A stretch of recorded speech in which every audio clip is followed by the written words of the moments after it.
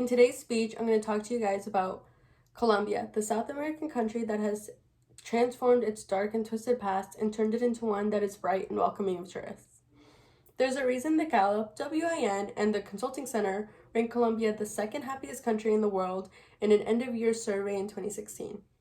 Utilizing other people's experiences, thorough travel guides, blogs, and visuals, I'm going to show you guys Colombia and all it has to offer. As of right now, the world is a scary place.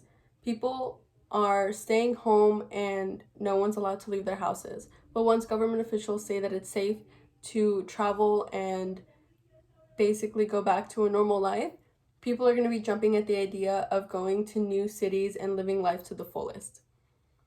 We're going to be craving adventure and unique experiences, and Colombia can offer that and way much more.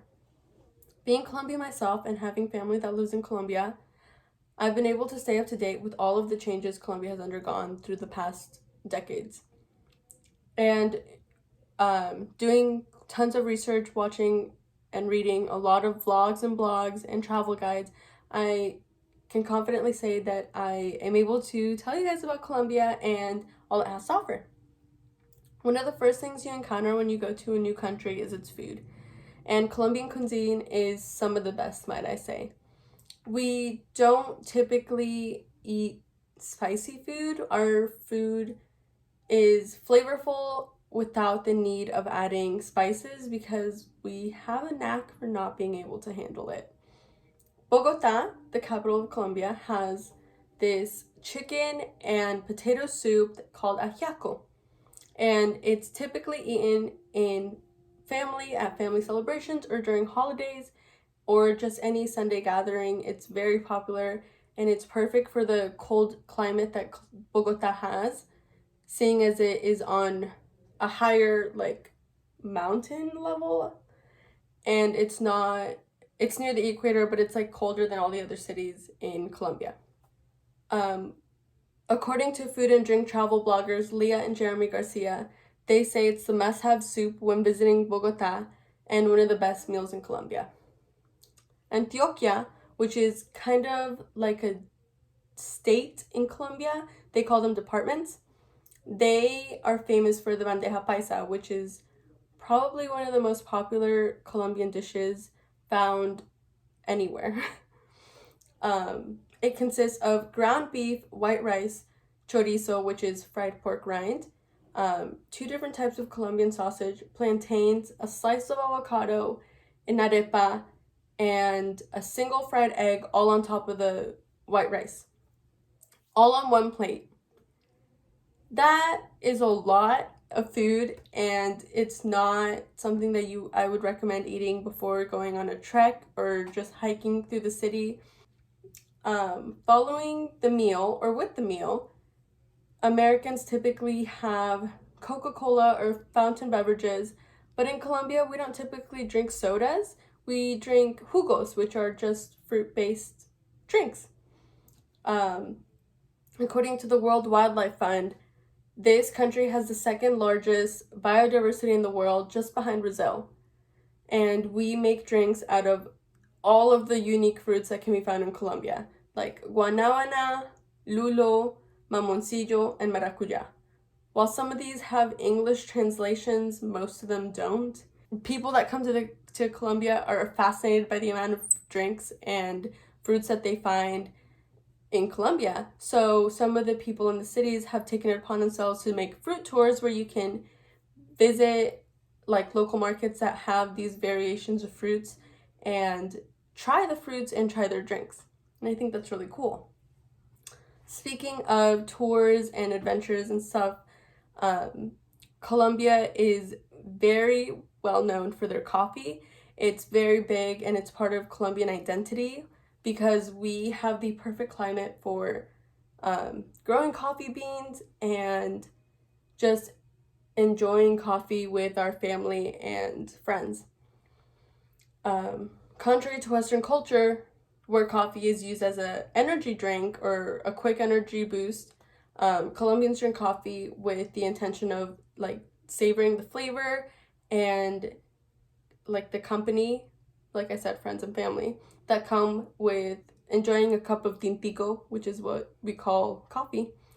So Juan Valdez is this big coffee brand in Colombia, and it's known worldwide as a great coffee, like one of the best.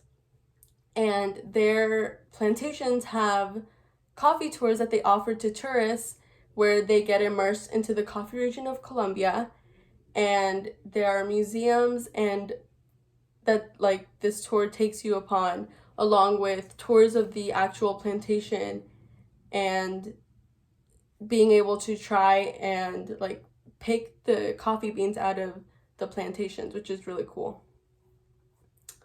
If you travel to Colombia, you're gonna want to make sure it's a long trip and not a short one, because one of the coolest things we have is La Ciudad Perdida, or the Lost City. Make sure that it's like you plan ahead of time, because it's a 4 to 6 day trek. It immerses you into the jungles of Sierra Nevada de Santa Marta. And this Lost City, this Ciudad Perdida, was built by the Tairona indigenous tribe around 65 years before Machu Picchu. And locals have said that the jungle, the Sierra Nevada de Santa Marta, is still hiding several acres of this lost city. Speaking of the Tairona indigenous tribe, the Tairona National Natural Park has a tropical forest and Caribbean beaches. In order to reach the beautiful beaches, you have to hike through the natural forest, and it's a great way to see all of the exotic flora and fauna that Colombia has to offer, being it's the second most biodiverse country in the world. Once you finally reach the beaches have huts and hammocks strung along so that you can relax after taking that hike through the jungle. While anywhere on the national park you can see the sunset, I definitely recommend the sunset from the beach on a hammock, because it's one of the best views, because you can see the sun glistening on the water as it goes down. So not all of Colombia is just beaches and jungle. There are cities, and Medellin has a notorious reputation for the immense violence that once inhabited the city. The city has completely flipped its reputation and become one of the fastest and most rapidly growing cities in Colombia. It's one that offers stunning street art in the Comuna 13, which is part of the city that once had the worst violence and now is turned into beautiful art pieces that have shown how much it's grown. You can also paraglide in the Andes Mountains, which surround Medellin.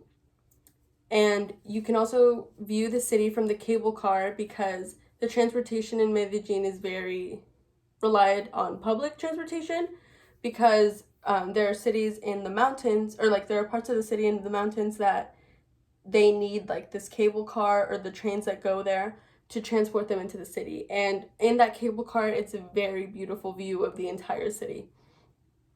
You can also enjoy the nightlife, which is very popular in Medellin. It's a lot of the reason why young people go to Colombia in the first place. It's to enjoy all of the nightlife in the different cities. After hearing and viewing all about Colombia and their distinct experiences, culture, and cuisine, it's no shocker that over 1.5 million people visited Colombia in 2018, in just the first half of 2018.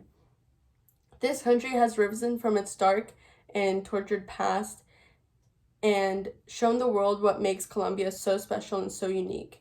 I think their national travel slogan speaks for itself when it says, Colombia, the only risk is wanting to stay.